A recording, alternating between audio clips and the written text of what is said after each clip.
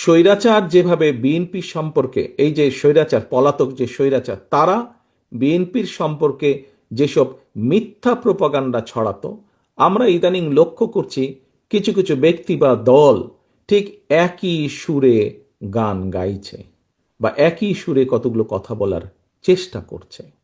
এখন প্রশ্ন হচ্ছে, তাদেরও তো দুইজন ব্যক্তি আমাদের সাথে সেই সময় সরকারে ছিল। এই দুজন ব্যক্তি পৃথিবীতে আর নেই।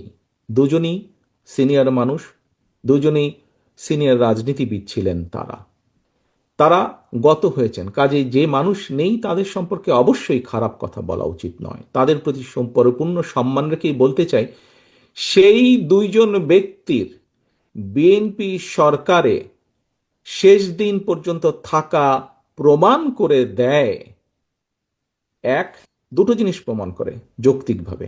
এক, তারা অবশ্যই পূর্ণ কনফিডেন্স ছিল খালেদা জিয়ার উপরে যে খালেদা জিয়া দুর্নীতির বিরুদ্ধে যুদ্ধ করছে, সেজন্যই তারা শেষ দিন পর্যন্ত ছিল।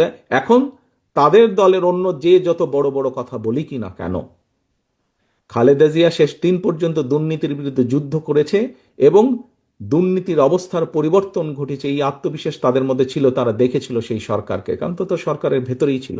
সেজন্যই তারা শেষ দিন পর্যন্ত এই বিএনপি সরকারের সাথে তারা ছিল।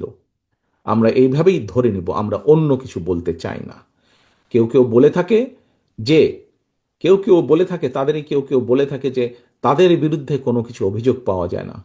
আজকে যখন নিরপেক্ষ কোর্ট বসেছে, স্বৈরাচারের সময় আমরা দেখেছি কিভাবে আদালতকে ইনফ্লুয়েন্স করা হতো, কিন্তু স্বৈরাচার পালিয়ে যাওয়ার পরে মোটামুটি আমরা বলতে পারি যে আদালত এখন নিরপেক্ষতা আমরা আশা করি।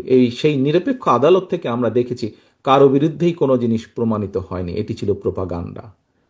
কাজেই আমাদেরকে আজকে এই এই এই কনক্লুশনই আসতে হবে যে একমাত্র বিএনপি পেরেছিল দেশকে দুর্নীতি থেকে বের করে নিয়ে আসতে।